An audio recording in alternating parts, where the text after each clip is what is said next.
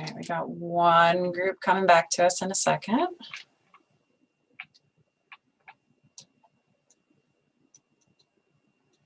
Okay, I think we got everybody back. Okay. So before we get started with our new topic, one piece of class business, I have gotten a question about the groups that you're in. So we do want to keep groups the same throughout the semester, just because this is such a short course and it's hard to get to know a new group of people every day. That said, now that you've had a little bit of time in your groups, at the end of this week, if you've looked ahead, you may have noticed that your reflection on Friday is going to be about how those groups are going. So that's your moment to tell me if you think that your group isn't working that well, and if you'd like to potentially be moved. I'll see how that looks as you guys send me those answers over the weekend. So we may do a little bit of shifting at that point, depending what kind of responses I get on that. So hold tight for the rest of the week, but let me know over the weekend if your group is having problems, because we don't want to be stuck in groups that aren't working for the whole semester. Okay. These reflections on how the groups are working are anonymous. So do please tell me why you think the group isn't working. Like if there are specific people you're having difficulty working with, your group members won't see what you said to me. So please be honest with me, and I'll take care of it. Okay. Okay. So we're talking about proteins and nucleic acids today, and we're going to just continue with that same problem set. So as we're going through this, sort of keep an eye on what you'd be looking for in order to sort any proteins and nucleic acids into that table. Do have a concept map in the assignment for each of these proteins and nucleic acids, but before I forget, I know we all we're kind of running behind on Monday, so the nucleic acids concept map, if you don't get to it, don't worry about it. I won't take any points off if you do not do the nucleic acids concept map. I do recommend doing it just for revision, for review for the exam, for practice, but not for points. Okay, cool. So proteins and nucleic acids are our final two groups of macromolecules. Okay, so proteins are a huge topic in biology because they're actually the most abundant of our macromolecules. They're everywhere and they do a crazy number of things, so they're really important. We have regulatory functions, so proteins kind of control chemical reactions in your cell. Proteins create structure in cells, so they act as physical scaffolding. They protect cells, like physically kind of related to that structural capacity. They transport things. They act as enzymes. Some of them even sometimes act as toxins. There are a huge number of different proteins, and they have a huge number of different shapes. But they'll all have the same basic structure, which is what we'll be going over. If we want to refer to the world of proteins as a whole, we call it the proteome. It's kind of emphasizing that it's almost as important or equally as important as your genetics, the genome. The proteome is the actual sort of functional expression of your genetics and how your body works. It's really cool. We won't go into too much detail on the proteome as a whole, but get excited about proteins, everybody. Okay, so basic structure of a protein. Our monomer for a protein is something called an amino acid. So that's what you see on the screen here, just a basic amino acid, a basic protein monomer. There are 20 different amino acids, so there are 20 different types. You don't have to memorize them, but you should know how they vary. And specifically, the way that they vary is that we have a different variable side chain, or R group. So in blue, up at the top here, you see this R in a box. R here doesn't mean like a specific atom. R means not random, but this is going to vary between different amino acids. That's the part that's going to be different, this R group. Otherwise, all of our amino acids have the same structure. They have a common structure. So looking at this amino acid, we do want to know these different functional groups that we see on an amino acid. So do pay attention to this part, right? We have an alpha carbon in the center. That alpha carbon, right, needs to form 4 bonds. So one is just to hydrogen down at the bottom here. One is to our R group up top there, that variable side chain, that part that's different depending on what amino acid we have. And to either side, we have an amino group and a carboxyl group. So here the amino group in violet we see is made up of a nitrogen bonded to 3 hydrogens. Actually has a positive charge. Our carboxyl group on the other side of our amino acid is a carbon double bonded to 1 oxygen, single bonded to a second oxygen that carries a negative charge. So looking at this positive charge and this negative charge should immediately be able to sort of predict that we're going to have interactions between these different portions of our neighboring amino acids, right?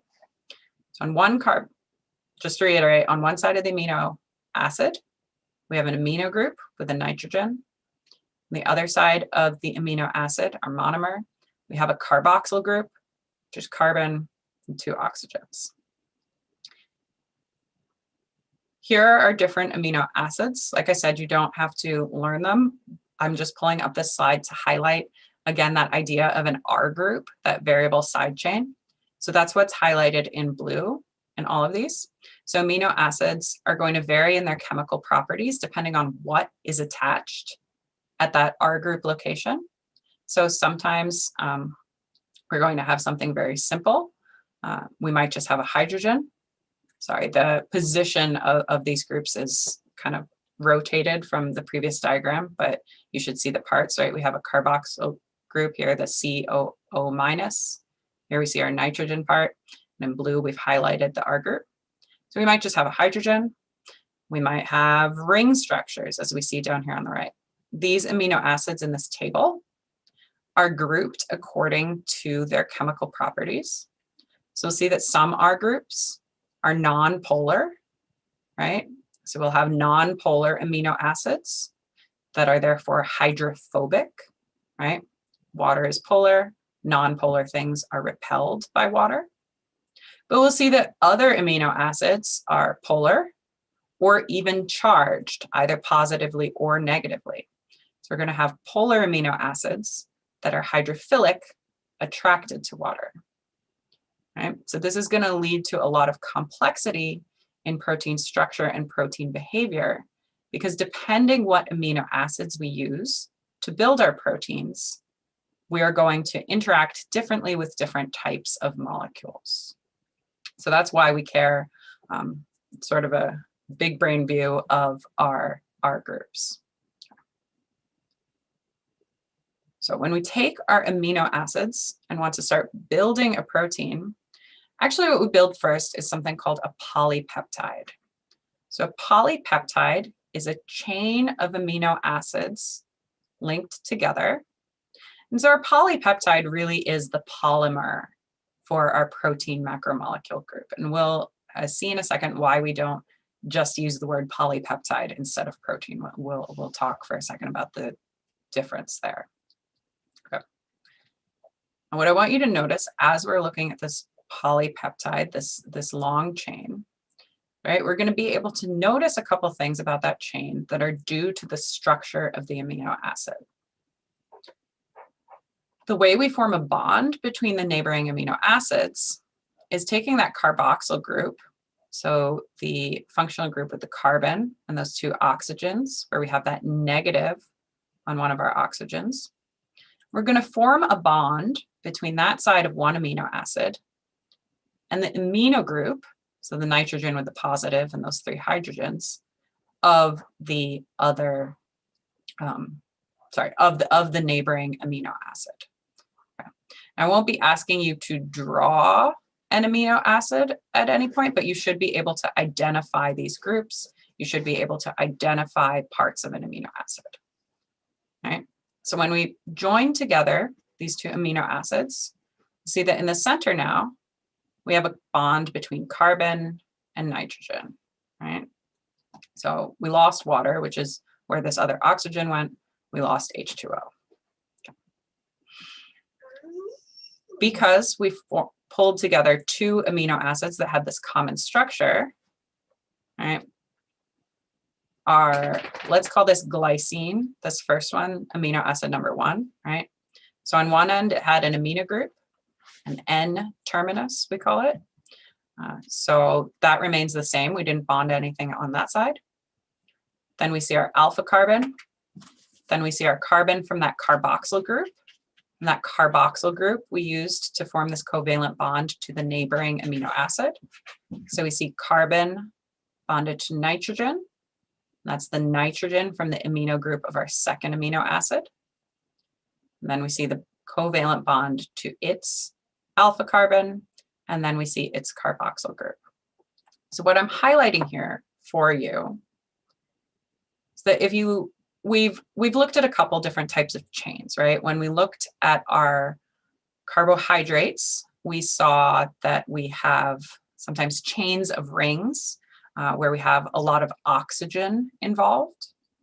But when we were looking at lipids, we saw hydrocarbon chains, right? Where we had lots of carbon all in a line with lots of hydrogen coming off the sides. And that was mostly it in our lipids. Now that we're looking at a polypeptide, if we see a chain like this, to confirm that we're looking at a protein, we want to look at the components of that chain. We'll always see the same thing if we're looking at a polypeptide, right? We're going to see nitrogen, carbon, carbon, nitrogen, carbon, carbon, nitrogen, carbon, carbon, nitrogen, and so on down the line. And that's because of the way this bond forms between neighboring amino acids. So I want you to be on the lookout for nitrogen, right? See that nucleic acids do also contain nitrogen, so it's not completely foolproof that if you see one nitrogen anywhere, it's a protein. But if you see this nitrogen, carbon, carbon, nitrogen pattern in a chain, you have a protein for sure. The other thing we'll notice is that in blue here, right, we have our variable side chains. The fact that they're highlighted in blue here kind of gives it away that they're trying to highlight that these are specific groups that are varying.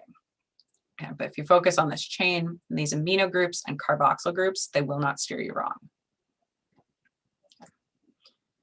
Proteins do also have levels of structure, which are really important to their function. They basically form because of these different chemical properties that different parts of the amino acid have. So I've just kind of written out the parts 1, 2, 3, 4, and that is actually how they are scientifically named. Our proteins have primary, secondary, tertiary, and quaternary structure, which basically describes how that polypeptide chain gets crumpled up into an actual protein structure. So when we refer to a protein, usually what we're talking about is potentially multiple polypeptide chains, each of which got crumpled together and are now working together as a protein to do a specific job. Okay. So the first level of structure, if we're trying to get to that big functional protein, is that polypeptide chain, which we just looked at how that's formed by covalent bonds forming between our amino groups and our carboxyl groups. So this is kind of a chart, right? Primary here is our label. It's telling us that this is a polypeptide chain. And then this third thing down is telling you what type of bond or what type of interaction is creating that structure. So the primary structure is a polypeptide chain created by those covalent bonds between the amino acids. And it's super neat that for our secondary structure, the first sort of level of crumpling, and we actually call it protein folding, creates very characteristic structures as we start to create our fully functional protein with its complex shape. So the secondary structure of a protein always forms something called an alpha helix. A helix is just kind of a swirl, a curl, kind of like you've heard DNA probably called a double helix, right? Two strands curling. An alpha helix is just a curl for a protein. So we'll form alpha helices, and other parts of our polypeptide chain may create something called a beta pleated sheet. So they're alpha and beta, basically like calling it A and B, right? Just structure 1, structure 2. So a helix or a pleated sheet. A pleated sheet, right? It's just kind of almost 2D, but we have a couple folds in it. This chain is doubled back on itself. Both of these are created by hydrogen bonding. So here we can see that we have a hydrogen attracted to an oxygen, just like we saw with hydrogen bonds between neighboring water molecules. But in this case, this hydrogen bonding is creating a sort of complex structure in our polypeptide chain. Okay, so that's the secondary structure of our protein. Polypeptides can get pretty long. So a whole polypeptide is not going to form just one helix or one beta pleated sheet. It's going to have different sections, right? So like the first third is going to form a helix. Then we might have a little bit of the polypeptide chain that doesn't do any folding. And then we form a beta pleated sheet down the line. Okay. So when we move to the tertiary structure, we're going to take these different segments of the polypeptide chain, and we're crumpling them up further. So now we have our sections that are alpha helices, potentially interacting here with our beta pleated sheets and some linking sections that didn't form any particular nameable structure. This is going to be created by our R group interactions. So that's why we're not going to get in more detail here, right? Because we saw how many R groups there are, right? There are 20 of them. So depending on whether we have non-polar R groups, whether we have polar groups, whether we have charged groups kind of facing each other and coming into contact here, we're going to see different shapes forming. Finally, our quaternary structure in the protein is formed by multiple polypeptide subunits. So in this image, let's just think of it as 2 here, right? So we've been tracking this single polypeptide chain. Here it was kind of a medium blue color. It formed our purple and blue alpha helices and beta pleated sheets. Now we can see it in the quaternary structure that that's just a component of this protein that we've created. So we'd have other polypeptide chains going through the same whole process to form the other parts of this quaternary structure of the protein.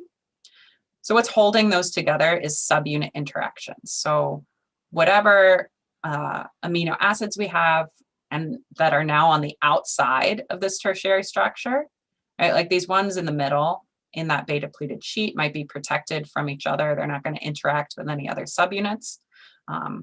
But these R groups sticking out on the left-hand side, maybe they stick to something else in another subunit. So those subunit interactions between neighboring subunits create this quaternary structure. We're going to take a look at like why we care about this real quick. I find examples can be a little more helpful for understanding things. So hemoglobin is a protein that helps cells carry oxygen.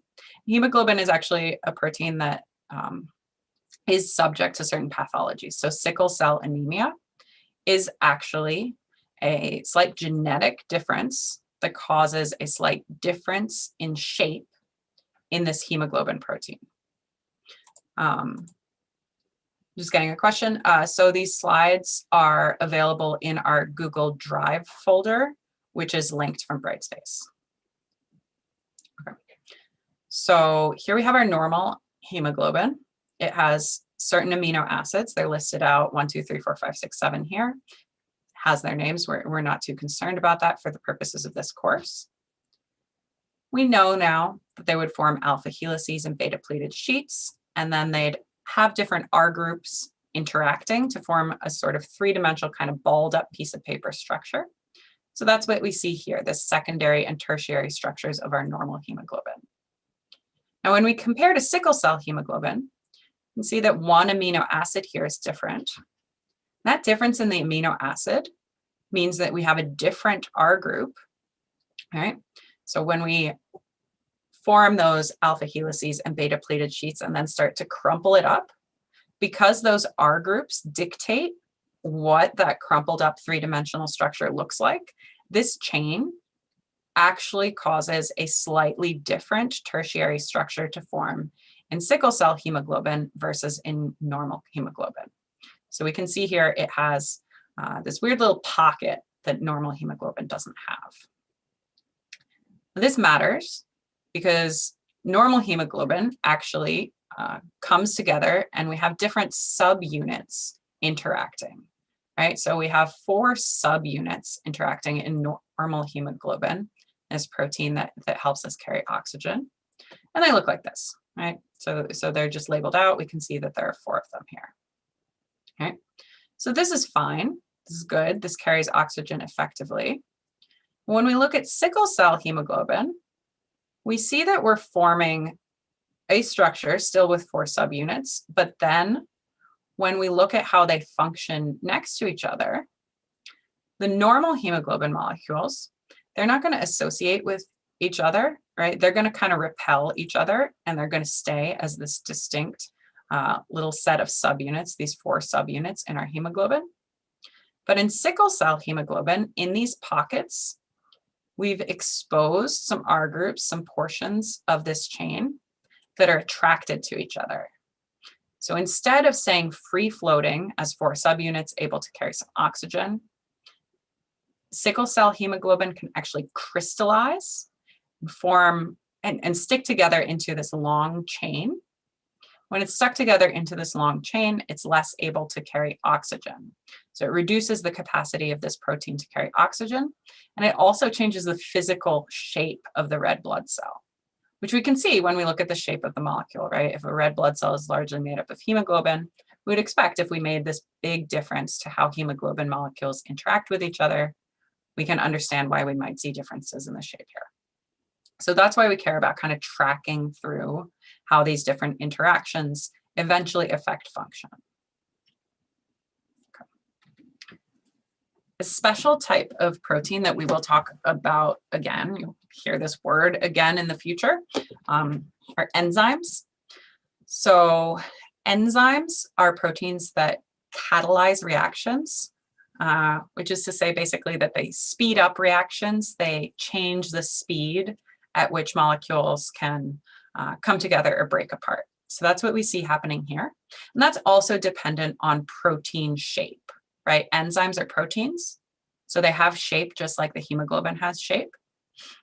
And the shape of enzymes is specialized basically to attract molecules called substrates that are going to be part of our chemical reactions.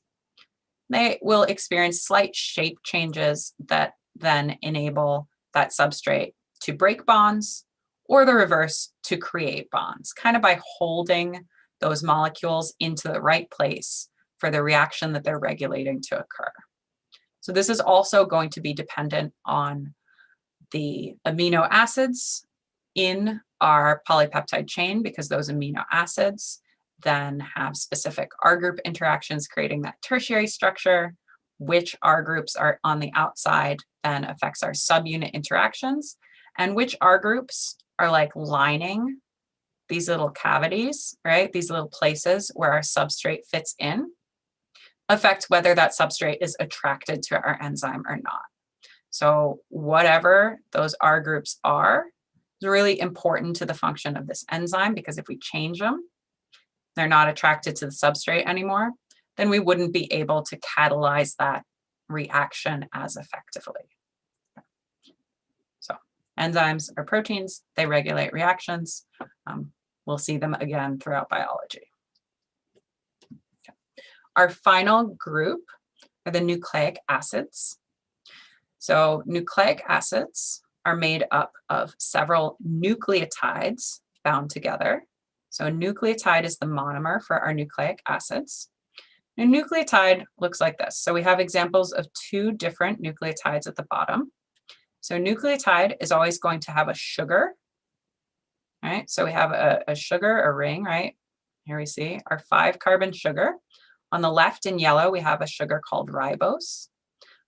In purple on the right, we have a sugar called deoxyribose, right? So that's going to be one piece of our nucleotide.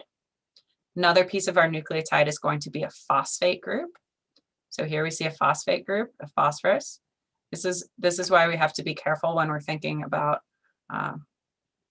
sort of automatic rule of thumbs when we're determining what macromolecule we're looking at, because we've seen phosphate groups before, right? We saw them in our phospholipids, but you can see that nucleotides do look quite different from a phospholipid, right? But they still have a phosphate group attached to their sugar. They're going to be attached to a nitrogenous base, right? This is why I didn't want to say anytime you see a nitrogen, it's a protein, right? We have this ring that contains nitrogen that is a component of our nucleic acid, a component of our nucleotide. So we have a sugar, a phosphate, and a nitrogenous base, no matter what nucleotide we're talking about. Our polymers for nucleic acids, we're pretty much going to be talking about RNA and DNA, right? So both actually hot topics right now, right? DNA, we know, forms our genome, right? It's the blueprint for everything you are biologically, right? It contains your genes, which code for your traits, right? That's DNA. RNA kind of sends messages throughout your cell and helps to build proteins based on that code from DNA. So it's very involved in this protein building process. Right now it's a hot topic because the coronavirus vaccines are mRNA vaccines. So they actually kind of co-opt this process of building proteins, right? So that's pretty cool. So the difference between a ribonucleotide and deoxyribonucleotide is pretty subtle. It's highlighted down here in blue, right? So if we look at our sugar, on the left we have ribose, on the right we have deoxyribose. See at the bottom of ribose, we have two hydroxyl groups, right? We got this OH here, we got this OH here. When we look at deoxyribose, we see we have one hydroxyl group, OH here, but at the other sort of bottom corner, we just have a hydrogen. We don't have another oxygen. So that's why it's deoxy. It's because it has less oxygen. So that's the difference between those two sugars. Written out, our polymers are DNA and RNA. DNA stores genetic information, which are going to be encoded by that sequence of nucleotide monomers. And we'll talk in a lot more detail in our next unit about how we really get from DNA to proteins, so don't fixate on that too much. But our RNA is responsible for decoding DNA and eventually telling us how to link together amino acids to form a polypeptide chain. And then our proteins go out and actually do things in the world once they're built through this process of DNA to RNA to protein. There are two related molecules I want you to know about before we break out into our groups, because these are going to come back when we talk about metabolism. So we do have two sort of modified nucleotides that are going to be really important when we talk about energy. I want you to just recognize them right now, that they have similar structure to those ribo and deoxyribonucleotides we were just talking about, right? NAD, nicotinamide adenine dinucleotide, and ATP, adenosine triphosphate, right? So these are a little tricky because they don't look exactly like those nucleotides, but we'll find that we can see similar structures, right? So here we can see our pentose sugar, right? Our 5-carbon sugar, right? We can see ribose, right? So we see that sugar structure here. You can see phosphate groups, right? Here we have a phosphate group. Here we have 3 phosphate groups. That's okay. We also see that we have those nitrogenous bases, right? So here we have it branching off the sugar here. Here we have it branching off the sugar here. So their names would actually tell you what their chemical structure is, right? This triphosphate tells you basically that it's our nucleotide adenine with 3 phosphate groups tacked on. Nicotinamide adenine dinucleotide, again, tells you that it's this adenine, but we stuck 2 of them together, basically. which is why you see one on top of each other. But you should be able to kind of pick out those little pieces even without those names, because we're not too focused on the names right now. Okay. So we're going to break back into groups and keep working on that macromolecules assignment. While you are working on that, I am available for questions. I've also graded like half of your chemistry problem sets, so some of you will see that. If you don't have questions, I'll finish that up hopefully by the end of class. I'll post instructions on how you view the feedback for that, because I know at least last semester it tripped some people up because Brightspace is a little tricky to navigate. But if you finish early, which honestly I don't particularly anticipate based on how our last 2 days have gone, but if you do, go ahead and take a look at that feedback. If not, we'll spend a whole day before our exam reviewing our problem sets and making sure everybody understands what happened with those. Okay. So I'm going to stop and send us out to our groups now. Remember, you don't have to do the nucleic acids concept map if you don't get there.